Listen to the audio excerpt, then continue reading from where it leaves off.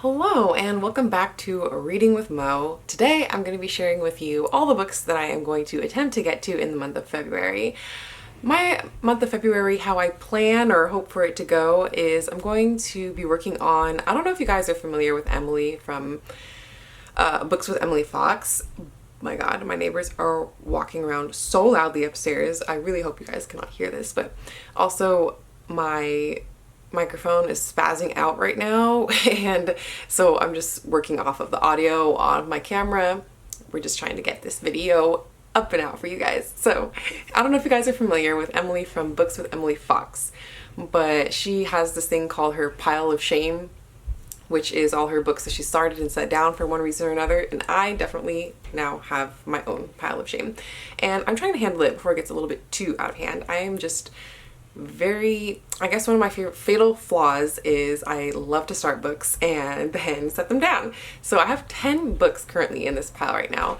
Some of them anywhere from a few pages in to about a third of the way in. Some of these have been sitting here for months. So I'll go ahead and show you guys those, but first I want to show you two ARCs, the two most recent advanced copies I've received, because I also want to break my habit of letting these sit around on my shelves for forever before I get to them. So the first one you might recognize, it came out in my most anticipated books of 2024. This one came out in January, and that's Divine Might by Natalie Haynes.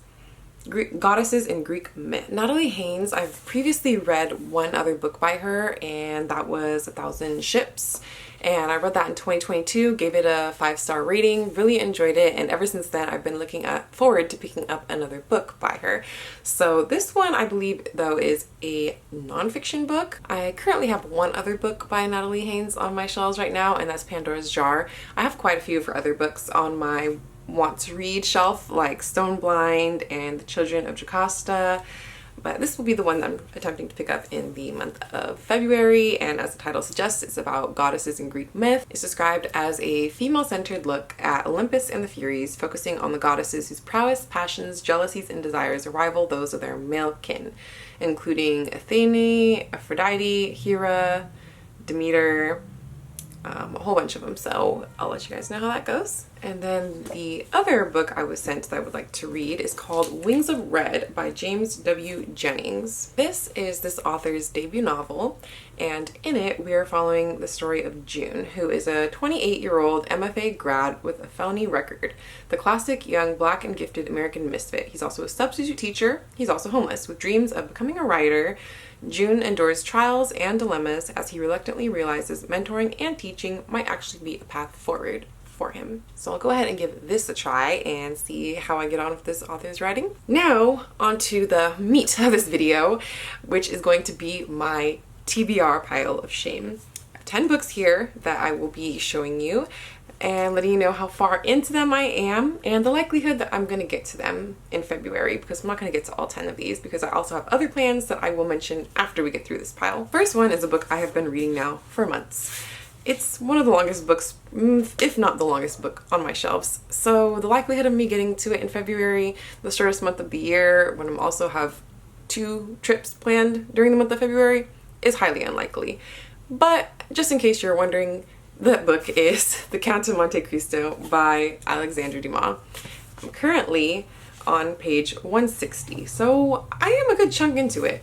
The thing is, this book is over 1,200 pages, so it's really just a very small dent I have made in this book, and I am enjoying it. It's just, such a long book. I will pick this back up again when I get into the mood for it. Then we have a nonfiction book, and that is All Things Austen, a concise encyclopedia of Austen's world.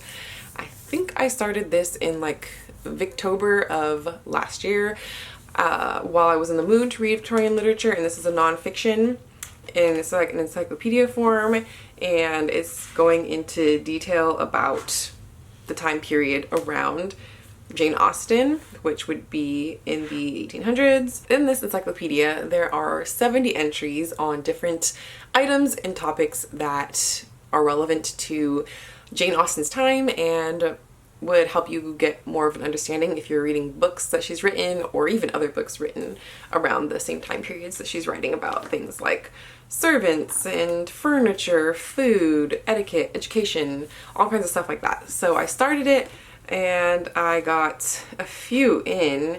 I think I'm on page 60. Currently I'm on page 60, but as it's kind of more of like encyclopedia form, it's not really something that you would want to necessarily just sit down and read your way through in one sitting. So I'm just like kind of slowly working my way through this one. At least that's what I'm saying. Then we have another thick book, and that is The Sun and Splendor by Sharon K. Penman. This is a historical fiction novel about Richard III. This one I am currently on page 226. So once again, that's pretty far. That's almost a whole book right there. But the thing is, this book is a little over 900 pages. So as I've said before, this book is all about the story of Richard III. I don't know, it's been so long since I set this down, if I would necessarily be able to pick back up where I left off at and be able to still follow along. I might have to go back a little further or skim through the front just to reacquaint myself with all of the characters and where I'm at in the story. Next up, we have a nonfiction book, The Georgians, The Deeds and Misdeeds of 18th Century Britain by Penelope J. Corfield. This book I purchased when I was on my Europe trip in September, and I started reading it when I was there, but I only got about 100 pages in. This book isn't super long. I think it's about 400 pages, so I'm about a quarter of the way through. So this is one that I feel like it's highly likely that I will be able to finish in February. Next up, we have The Shadow King by Maza Mongiste. This one I am about 50 pages into. I also have the audiobook currently checked out for this from my library so that I can hopefully get to it, make it easier for me to get to during the month.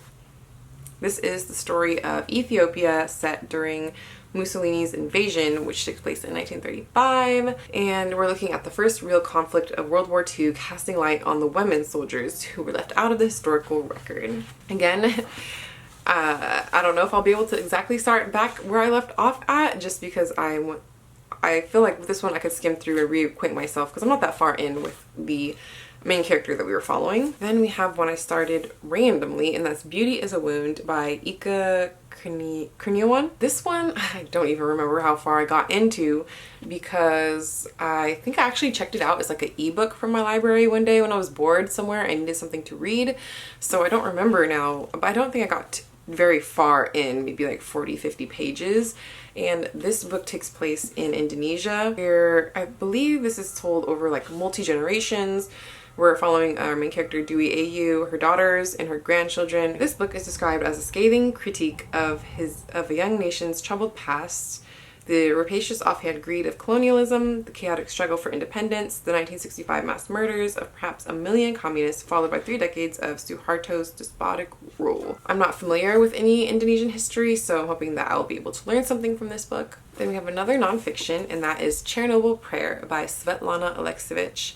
This book I have picked up and put down multiple times, and I'm still only on page 46.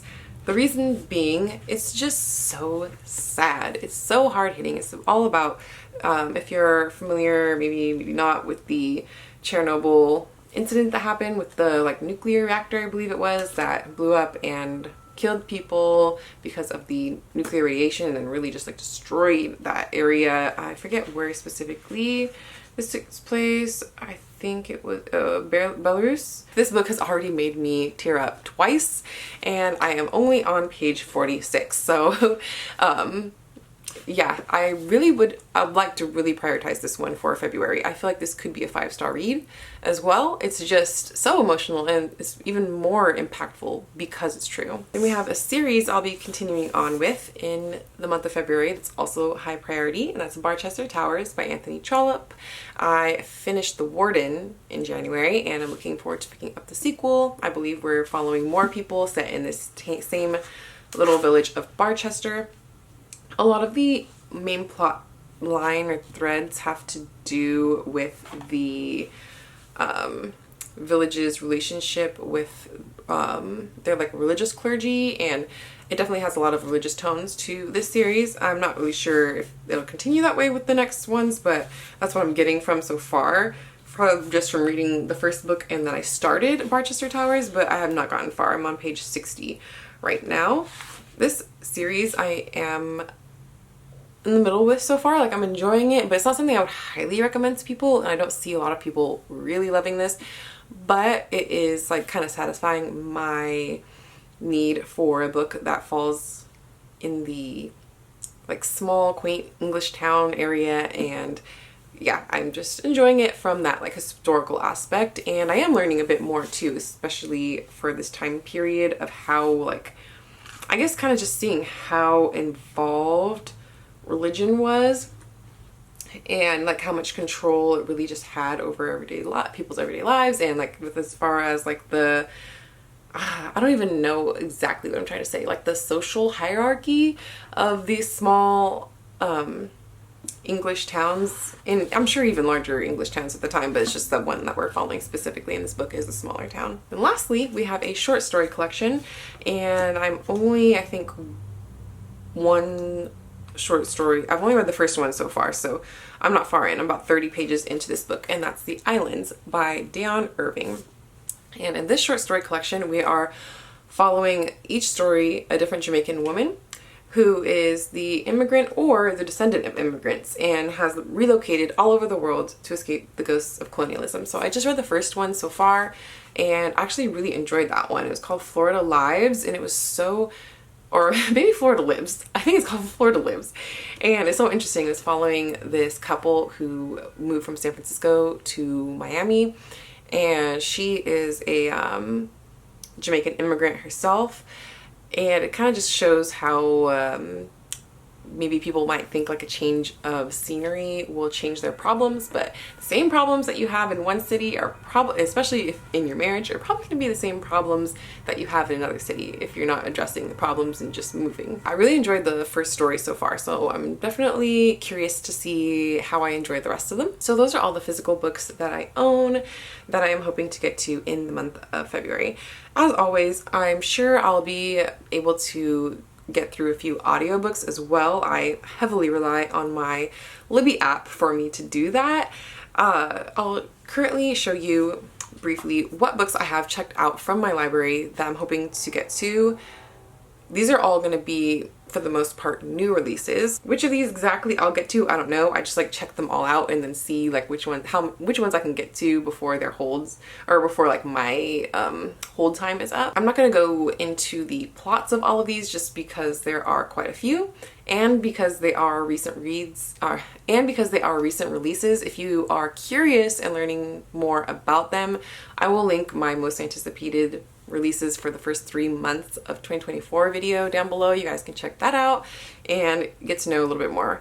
So current audiobooks I have checked out are Where You End by Abbott Collar. I believe this was a mystery. And I have the audiobook for The Night of the Storm by Nishita Parekh, which is another mystery thriller, as well as The Mysterious Case of the Alberton Angels by Janice Hallett. And then literally right before I sat down to record this video, checked out Everyone on This Train is a Suspect by Benjamin Stevenson. So I think those are, and I have one other audiobook too. I have Cheryl Lister's No Reservations. And then I have a couple of ebooks checked out, which, because I am traveling a lot over the next couple weeks and I'm trying to pack as lightly as possible, I feel like there's a high chance I'll be able to get to these.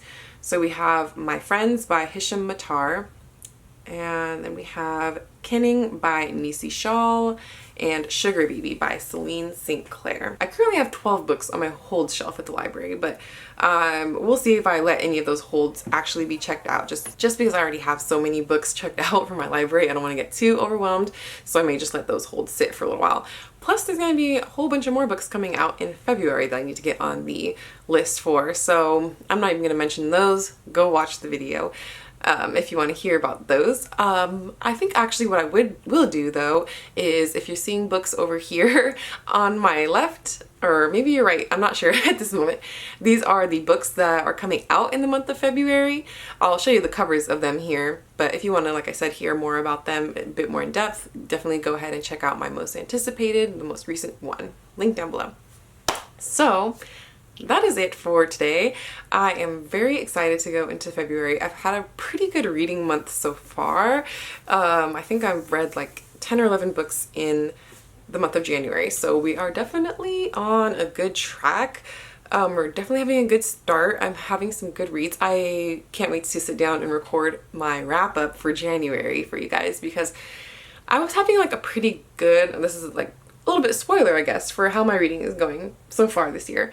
I'm having a good reading year, and while I had a lot of good stuff I've been picking up, it's nothing that's like super blown me out of the water, like something that was just like a 5-star read, except I literally just started a book yesterday, and it's making me realize and rediscover my love of reading, which is crazy because it's very rare that you come across a book like that. I can't say that everyone is going to feel that way reading this book. It's just really connecting with me, the writing and the story, and I'm just really enjoying it. And it's making me just remember my love of reading and making me fall in love with reading again, and really getting me excited to pick up more books. Books like these don't come across my way, at least, very often. So I am very excited to share that with you guys, but I don't want to like talk about it too much until I finish the book, which I'm pretty sure I will finish by tomorrow, hopefully. That's it for this video. Let me know what you guys are reading next month, or if you've read any of the books I mentioned, what your thoughts of them are. And this is where I leave you. Don't forget to like, comment, subscribe. I definitely appreciate all your support, and I'll see you guys in the next one. Bye!